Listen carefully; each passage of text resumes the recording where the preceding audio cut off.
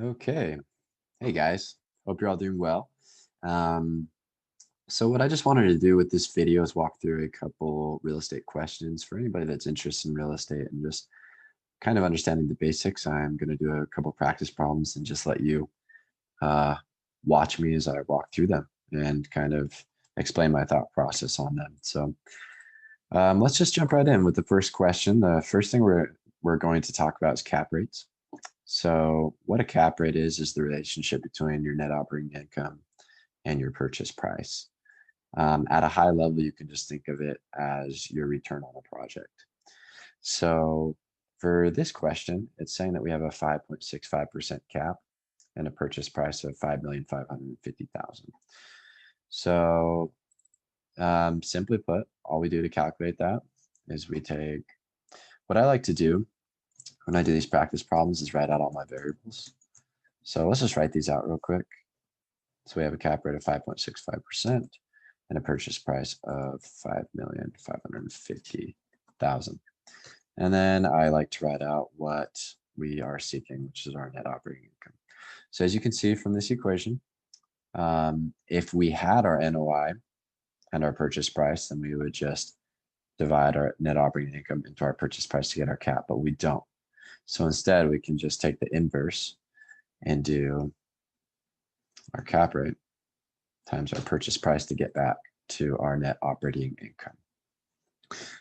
Okay, question number 2.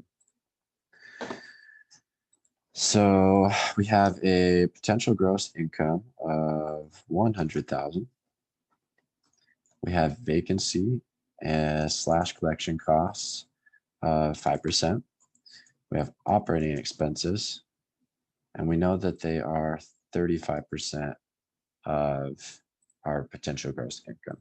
So I guess we could fix that right now and take 35% of our potential gross income right now. Let's make this currency. Okay, so we know our operating expenses are going to be 35,000. And then we have a purchase price of 1 million. Okay, so it's asking for the cap rate, right? So thinking back to our cap rate formula, it's our net operating income divided by the purchase price. So let's see what we have. We have our purchase price, but we don't have our net operating income. So that's something that we're going to need to find. So let's give ourselves some space here. Little trick is Control Shift plus, and then Enter to shift cells down. We'll just do it one more time. Give ourselves lots of space. Now let's look for what that net operating income is. To solve that, we're going to take our potential gross income minus our operating expenses. Revenue minus expenses equals net operating income. So we now have our NOI, our purchase price, and we're going to solve for our cap rate. Let's convert this to a percent. We should get 6.5%. Okay. Let's just make sure that that is right with, okay, so we're actually a little bit off. Let's see what I did wrong.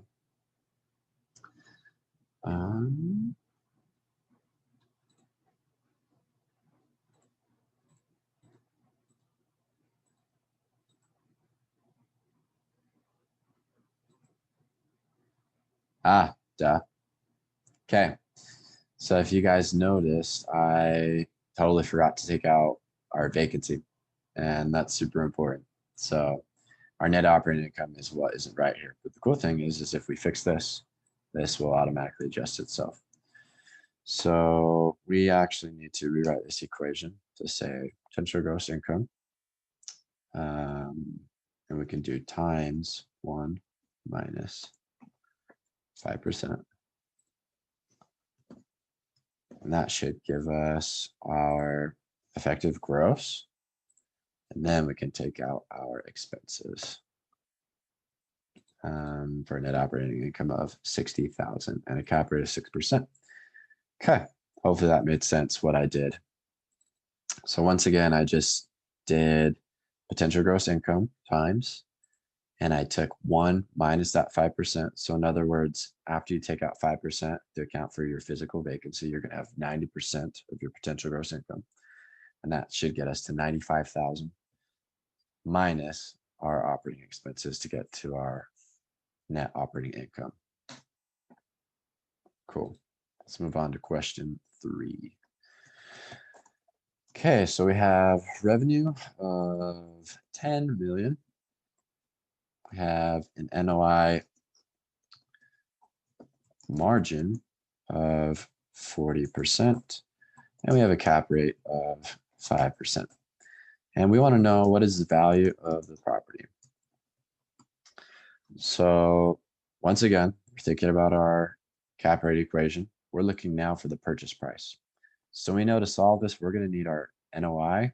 We're going to need to know our cap rate. The question gives us the cap rate,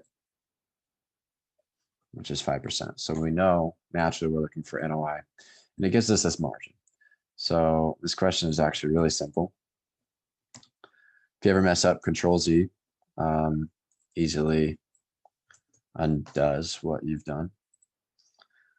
Okay. So yeah, we're going to solve for that NOI. Like I said, it's really easy. You just take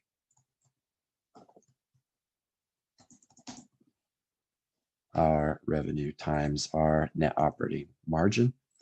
That'll give us a net operating income of 4 million, which we can then use to solve for our purchase price. So you'll notice I just remember, always keep net operating income on top. Never move that. But these two can kind of flip-flop. So if you're looking for your purchase price, you can divide your net operating income into your cap rate to find that purchase price. If you're looking for your net operating income, you just multiply the two, your cap rate and your purchase price, to get to net operating income. And yeah, hopefully that makes sense.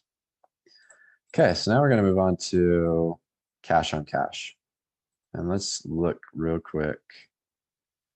Okay, let's see here. I'm going to pause this just for a minute so I can actually bring in the picture of the calculation for you guys. Okay, so I went and found this for you. So if you don't know what cash on cash return is, it's defined as your net equity cash flow. So for one of your years of your whole period, let's say your year 1 net equity cash flow divided by how much cash you invest into the project. The internal rate of return is the discount rate that sets your net present value of all future cash flows equal to 0. And then your equity multiple would be somewhat similar to cash on cash, except you're taking the total cash flow from all the years of your whole period and dividing that by your total cash invested. So let's try to work through this problem. So we have an NOI of 100,000, cap rate of 7.5%, interest rate of 2%, and an LTV of 50%. Okay, and there's something important about this LTV. It's interest only. So we're just gonna put that little abbreviation there so we remember that. And we're looking for the cash on cash for year 1. Okay. So let's think for a minute what we're looking for. So we're looking for the cash on cash of year 1. And as we said, cash on cash is your net equity cash flow for that year divided by your cash invested. So let's just take a minute to figure out what that is. So first of all, we see that it gives us an NOI and a cap rate, but not a purchase price. So let's derive that from those two variables.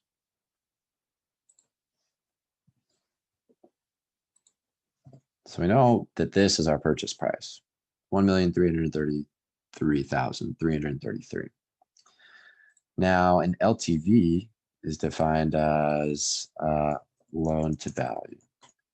So it's essentially the loan amount divided by the price of the asset. So if you have an LTV of 50%, then we know our loan amount is going to be 50% of this number. And we know that our equity, so how much we invest into the project, is going to be the same thing, right? Because it's the purchase price minus the loan amount. And they end up being the same thing for just for the numbers that we had. So once again, we're looking for the cash on cash for year one. And now we have the amount of cash that we invested. So now all we're missing is our net equity cash flow, where we can solve this problem. Let's give ourselves just a little bit more space. Like I said, that's Control Shift plus Enter. So now to find our net equity cash flow, we are going to take, we know we have a net operating income of 100,000. We need to figure out what our debt service is here. So we know we have a 2% interest rate, and it's an interest only loan, which means we won't pay down any principal. We'll only be paying interest. So that's actually a really simple calculation, and it's just going to be our loan amount times our interest rate. So 13,333. And then we should be able to get to our cash flow.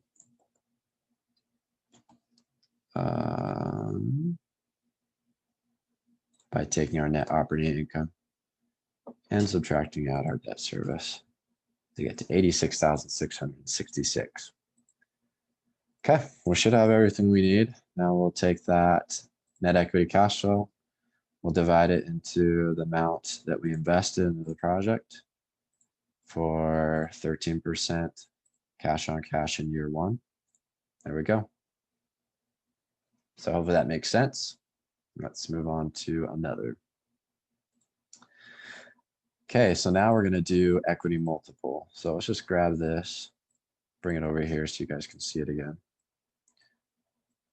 Okay.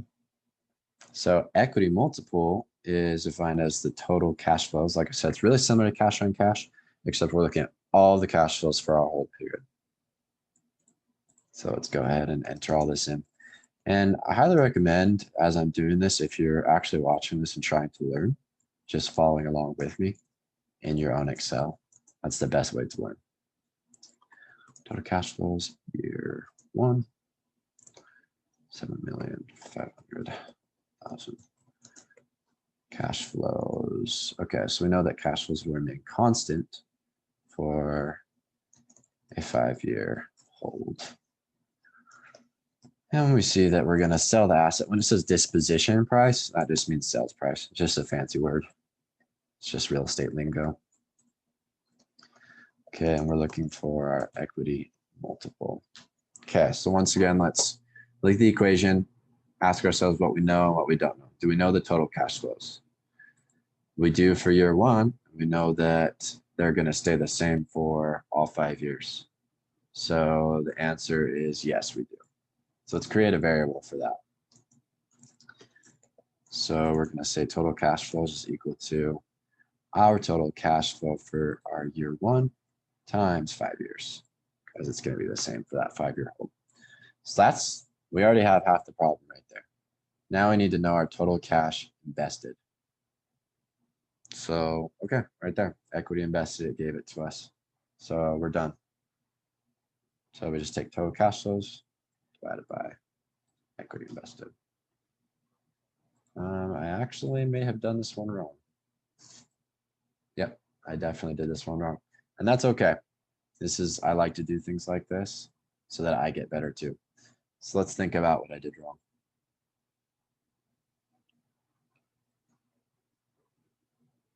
See if you can beat me to figure it out.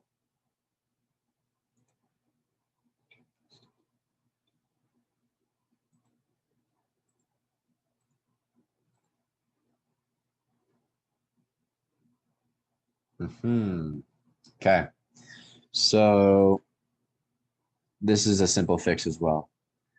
when you think of total cash flows, what happens at the end of your hold period? You sell your asset, right? So I'm forgetting a big chunk of cash in this calculation, this 110 million. So this is our total cash flow. We also, I honestly, to not get confused, you should memorize this as total cash flow plus sales price. So let's take all those cash flows for those 5 years plus what we sold it for to get 147.5 million. Excuse me, 147,500,000. And then we'll use that instead. Boom. There you go. And you need to, okay, let's see. For an equity multiple, you typically will show it like this. If you hit Control-1, you can come down here to, it gives you some formatting options. Go down to custom. And then right here, you can actually just space quotation and put a little X. And then close quotation and hit OK. See that? Let's actually do Control-1 one more time and get rid of this first space. And that's typically how that's shown. It's a multiple. So it's a 1.64 multiple is what we returned on that investment. Okay. Now let's get into some questions that involve debt and leverage. So just some debt terminology. I already explained what loan to value was. It's your loan amount divided by the value of the asset. For developers, loan to cost would be the outstanding loan amount divided by the project budget. So they're basically the same thing. It's just in this situation, the asset's already there, and this one it's not.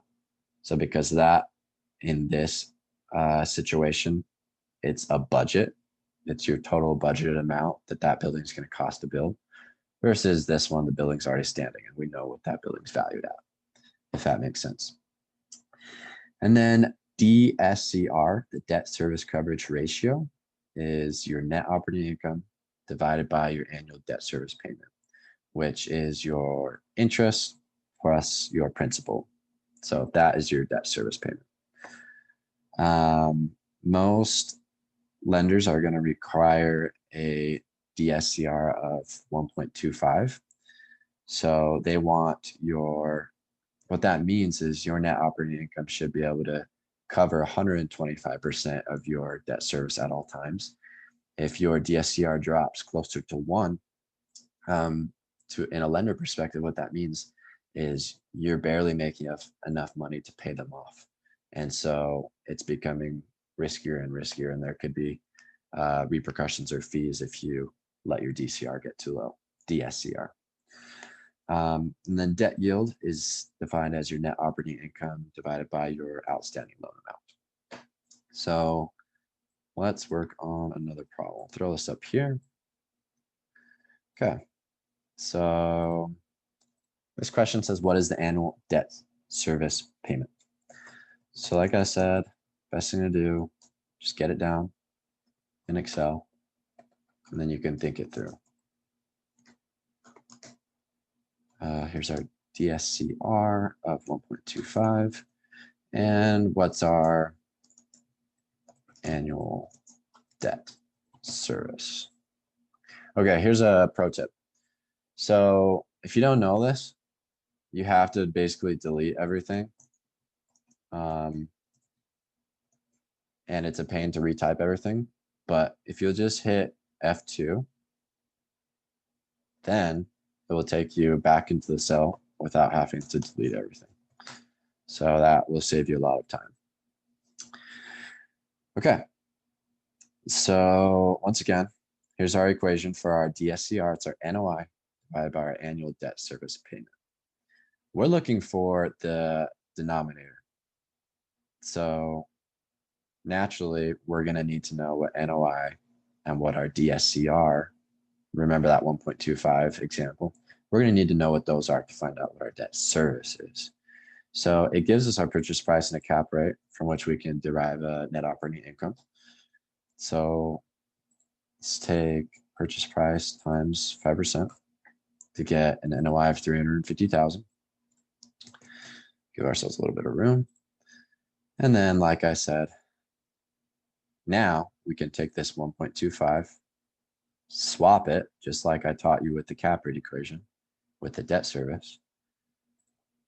So we'll take net operating income, and instead of dividing by debt service to get to this number, we're going to divide by this number to get to debt service, 280,000. Okay, on to the next one. So we have a cap rate of 4.5%, purchase price of 10,500,000, and a loan to value of 75%. If you don't remember what loan to value is, let's go back. It's your loan amount divided by the value of your asset or the purchase price. So right here, they're asking us for our debt yield. And if you remember, our debt yield was our net operating income divided by our loan amount. So it's different from the Dscr in the aspect that the denominator here is the loan amount. The denominator here is your interest and your principal payment, your debt service. Okay, let's solve for this. So first things first, we need an NOI, right? So once again, let's take our purchase price times our cap rate to get an NOI of 472,000 million, excuse me, 472,500. So what are we missing? We're missing our outstanding loan amount now. But it gives us our loan to value. If you remember, the loan to value tells us what our loan amount is. So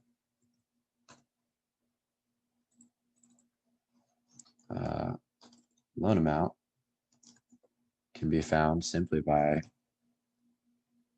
multiplying the price of the asset by the LTV. This is saying that the lenders are financing 75% of the asset. They're putting up 75% of the money, you're putting up the other 25.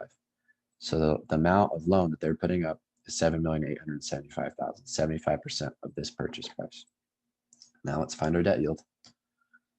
So we'll take our NOI divided by our loan amount for a 6% debt yield.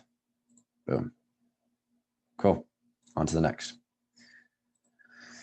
So you buy a property at a 7. So you buy, let's call this enter cap rate of 7%. And the property value is 500,000 and an LTV of 65%, which means we get a loan for 65% worth of the worth of the asset. We have a cash on cash yield of 10%. We need to know the debt service. Okay, I remember this one being tricky for me. Let's see if we can think through it. So once again, debt service is classified as NOI divided by our loan amount. Do we know what our NOI is? No. Can we figure it out? Yes. We have the value of the property and the cap rate. Let's find out our NOI. So NOI should be 35,000. Now we need to know what our loan amount is.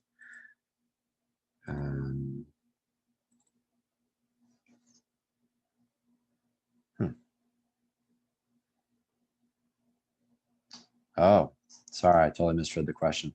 This is asking about our debt service. But I think we're still taking it in a good direction. So let's keep going. So what this question wants to know is, what is this guy, our debt service?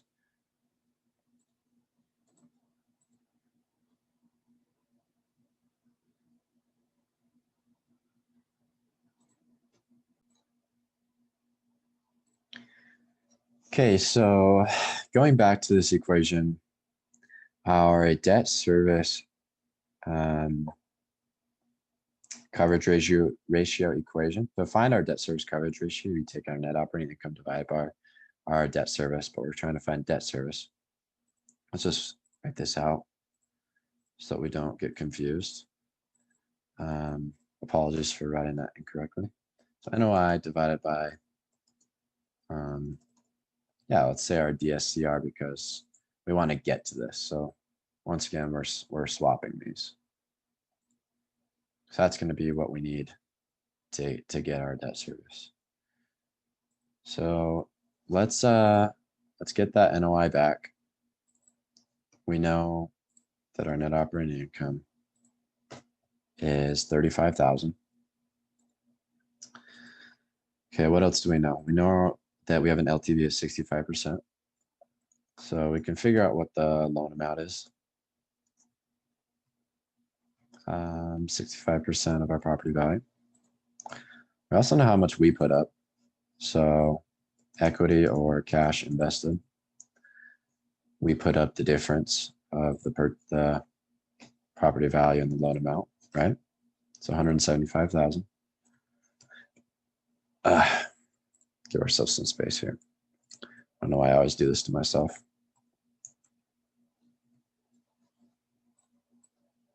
Control-Shift+. Okay. So yeah, we have our loan amount. We have the amount that we invested. We have our net operating income. We need to know what this debt service coverage ratio is. Let's look at this number. It's got to be something with cash on cash. Okay, so let's think about cash on cash for a minute. If we go back to that equation, cash on cash is defined as our cash flow divided by our cash invested, right? So if this is the amount we invested, then our net equity cash flow should just be 10% of 175,000, right?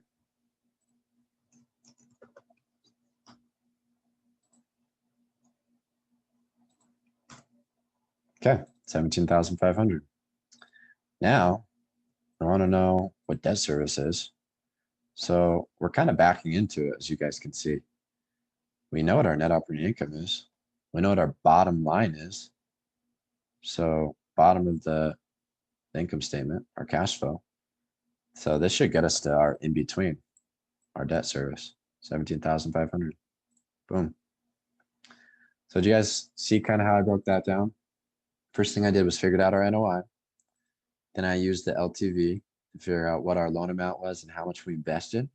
Once I knew how much we invested, I was able to figure out our net equity cash flow because they had given me a cash on cash yield. I knew I was earning 10%. So if I was earning 10% for this year of our project off that much invested, I knew it was 17,500. And then I could back into our debt service by subtracting our NOI or our cash flow from our NOI. Cool, moving on. Skip this one. Okay, here we go. Cap rate is equal to 5%. Value of our building is going to be 500,000. Cash on cash yield. Okay, another pro tip, if this is ever happening, so that you don't have to do that and waste your time, because sometimes you're going to have multiple things and it takes forever. Just click the cell, Alt HOI, Alt HOI. Okay, and that will respace your cells for you. So we got 12%, and we have a debt yield of, oh, excuse me, F2, debt service of 14,500. Okay, we're looking for our LTV, our loan to value. What is that? That's our loan amount divided by our value of the property. We already know our value of the property. So we're looking for this. We're looking for our loan amount. Let's see if we can figure this one out. Okay, first things first, like I said, always find your net operating income. So net operating income equals cap rate times our value. So net operating income is 25,000. Okay. Let's figure out what our cash flow is. Because if we have our NOI and our debt service, we can get to our cash flow by subtracting debt service from that cash flow. So now that our cash flow is 10,500. We know that we're getting a 12% yield. Let's think about this.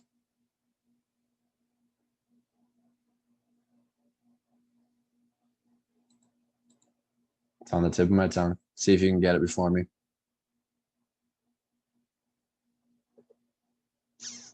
Okay. So I'm thinking about this just like I think about this this equation. I know that my cap rate's my percentage, and that's never going to go on as the numerator. It's always going to be the denominator, and I'm going to keep that that number as my numerator. If that makes any sense, what I just said. So we could derive our equity by doing our cash flow divided by that percentage, that yield, to get to 87,500.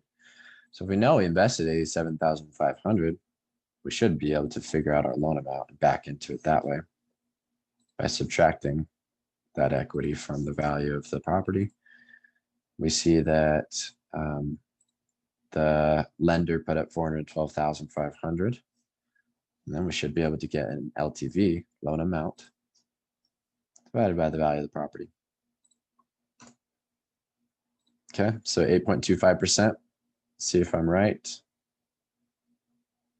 That's a different question. I must have put this on the wrong one. Oh, yeah, it was this one. But we got it, 8.25%. Okay, so I'll actually just let you guys watch me fix this, because these are handy tricks to know as well. So if we want to copy and paste, but we don't want this to be here at all, we can do Control X instead of Control V. And let's just go over to the tab where it's supposed to be, and then paste. So now if we go back, it's gone. Control C. Oh, I should have just done the same thing. But that's a little trick. And then we'll do Alt N P D. Anytime you guys want to learn shortcuts, just take the time to hit Alt and figure it out. So Alt, it pulls up some letters here. I want to get to insert because I'm going to insert a picture. So N, picture, P, where do I want to insert pictures from? This device, D. And then I'm going to choose the picture I want. And this is the right question that we should have. So this is a development question. It deals with the return on cost and our market cap. So it's really simple. It's just, what is the development spread? So development spread is the spread between basically what stabilized comparable cap rates in the area are at. So let's say buildings that are already built are at a 4.75% cap. You need the developer needs a spread. He needs some type of reward for taking on the risk of that project, and that spread represents that reward. So in this case, our ROC is 6.5%, and our market cap, or our cap rate, is 4.75%. So we just take the difference of the two, which is what's called the dev spread. And so this is the reward. This is what the developer has to, that's his added reward, added return. So I don't know if that makes sense. Maybe do a little more research on that if you're interested in learning it. This is the one we just did. Okay, we're getting really close to being done. We just have two more. These ones are a little big, so I might stop the recording and start it again. So, but hopefully you guys learned from this video.